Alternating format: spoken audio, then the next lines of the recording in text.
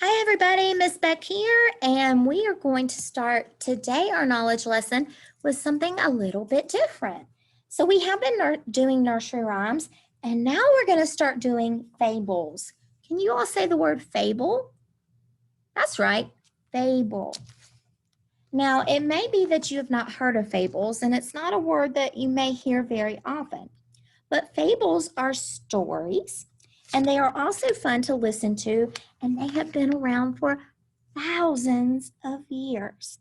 Fables are very different from nursery rhymes. Nursery rhymes are mostly just fun to say, but they don't have much of a story. Fables always have a story and a lesson to be learned, which is called a moral. Can you say moral? That's right, moral. The characters in fables are often animals. So we're going to see a lot of animals as our characters. Often these characters have a problem and they try to fix their problem.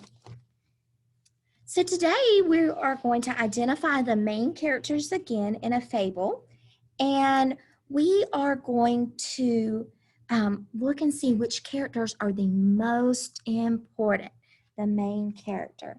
So our fable today is called The Lion and the Mouse. And I bet you all are familiar with lions. That's our millennium mascot. So I'm going to show you a picture to start out with.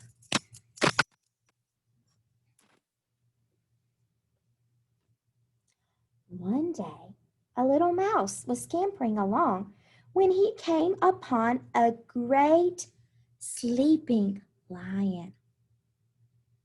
At first, the mouse did not know it was a lion. He ran up to the lion's tail and jogged along the lion's back. Ooh, that sounds scary. When he realized he was climbing on a lion, the mouse turned and walked away. But by that time, it was too late. The lion had woken up.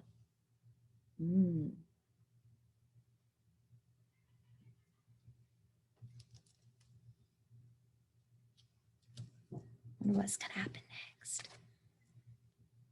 The lion was very angry at being disturbed.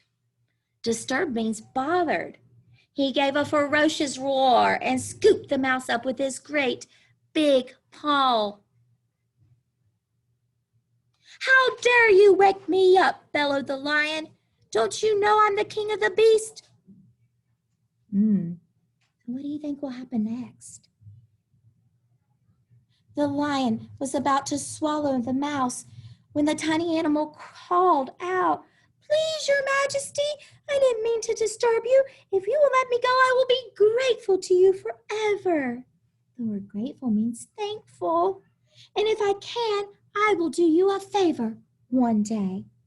Doing a favor is doing something nice for somebody. The lion laughed a big laugh. Ha ha ha! He could not imagine any way a tiny little mouse could help a big, strong lion like himself. But since the very thought of a mouse helping a lion made him laugh and had put him in a better mood, he decided to let the mouse go. Not long after, the mouse was running along in the jungle when he heard a terrible roaring nearby. He went closer to see what the trouble was, and then he saw the lion. The lion was caught in a hunter's net and could not get out. The mouse remembered his promise to the lion and began gnawing at the ropes and the net with his little sharp teeth. Gnawing means chewing them. He's chewing at the ropes. He kept gnawing until he had made a hole in the bag, in the net, big enough for the lion to get free. Look at that lion's face. No matter how hard he cries out, he can't get out of that net without the little mouse's help.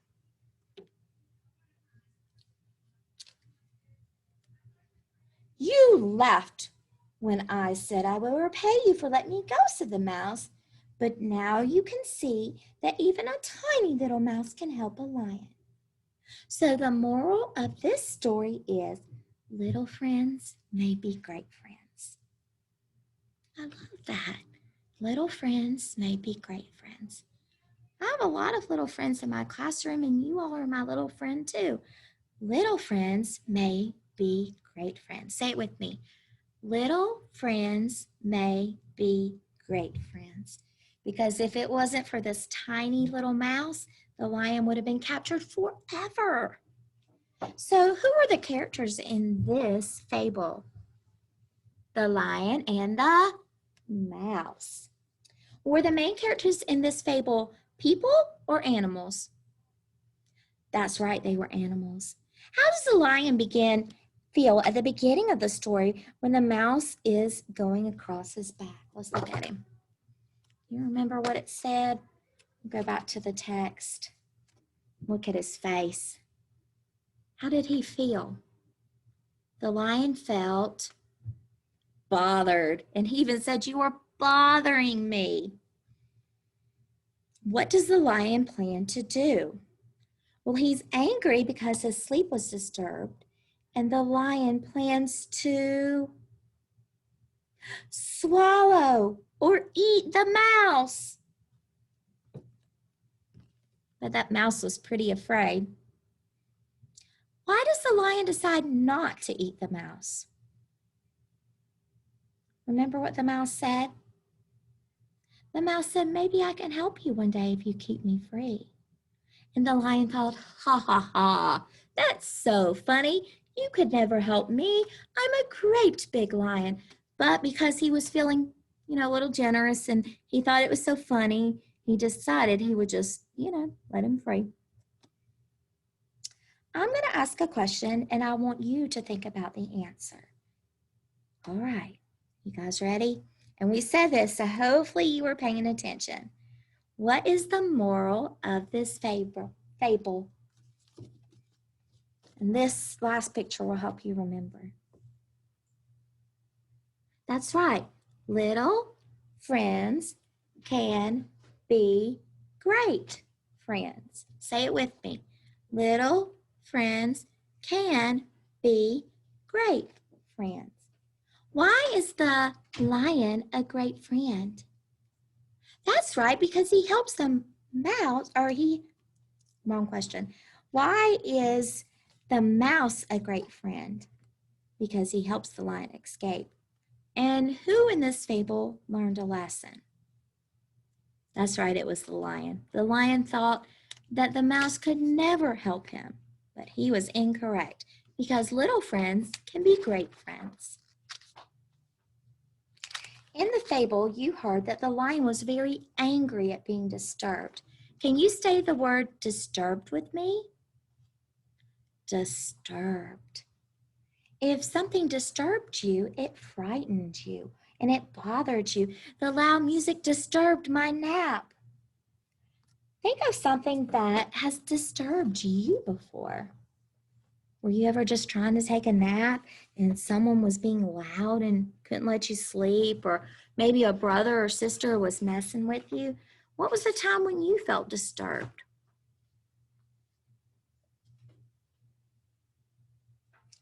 Let's see. I'm going to name some situations, and I want you to think if that situation would disturb you or not disturb you.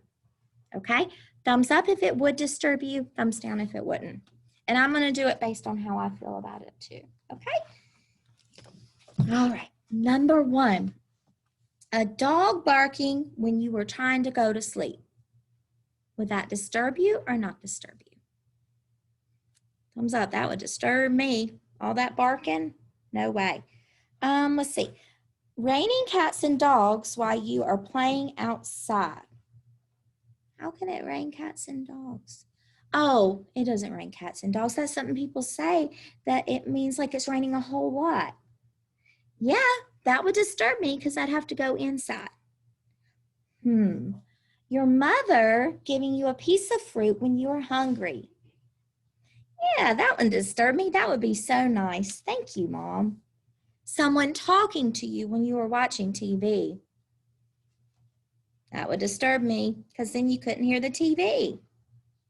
Your friends giving you a birthday present at a party. No, that wouldn't disturb you. Oh, this is a good one. A fly buzz, buzzing around your head. Yeah, that would disturb me too. And someone whistling when you were drawing a picture.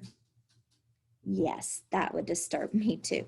And boys and girls going, humming. That disturbs me too. All right, guys, you did an excellent job with that part. And let's go ahead and retell this story of the lion and the mouse before we leave, okay? So let me get my picture cards. And just like a nursery rhyme, the fable has different parts of the story and they go in order. So let's see if we can remember all the different parts of the story and what happened. Okay, so get my little pieces together here. Okay, 1, 2, 3, 4. So I'm going to hold up the picture and I want you to think for a moment about when I read the story, and you can look back at the picture and tell your parent, whoever you're working with, what was the first part of the story? What happened? I'll give you just a minute. That's right. The first part of the story was when the lion was taking a nap and the mouse disturbed his slumber or his sleep. And he got very bothered. Remember that vocabulary word, bothered? Good job.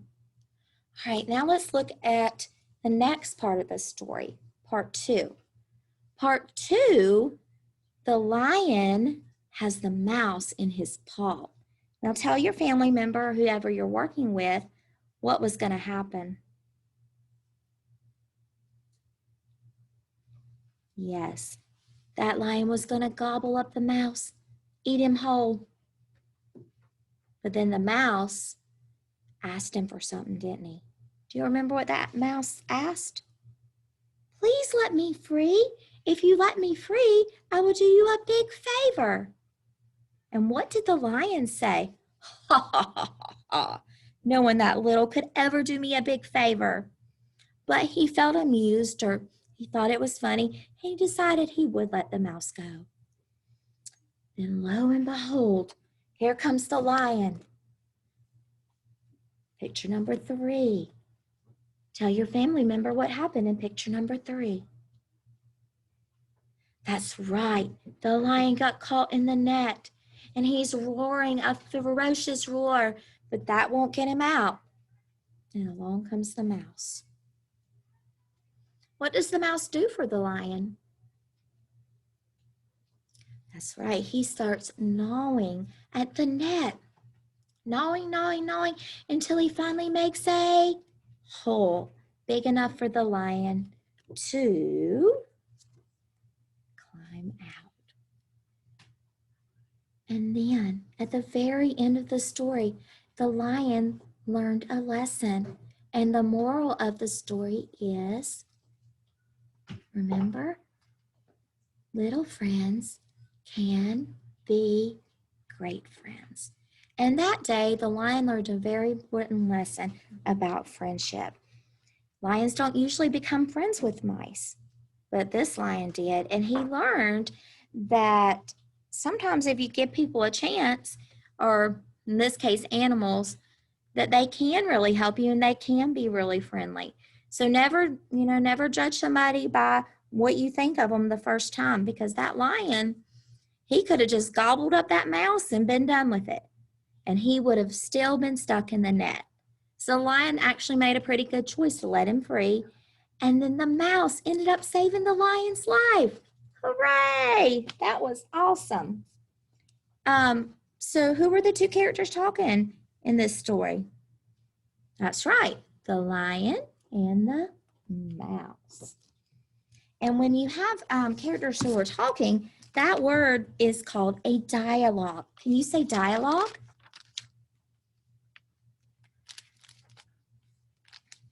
Perfect. All right, friends, that's all we have from the lion and the mouse. And I thought that was a wonderful story, a wonderful fable. Tomorrow, we will have another fable, which is a good classic. And remember, the fables are from thousands of years ago. The title of our next fable is called The Dog and His Reflection. So if you want to be thinking about the word reflection and what that word means, that would be awesome. All right, boys and girls, we'll see you later. Bye-bye.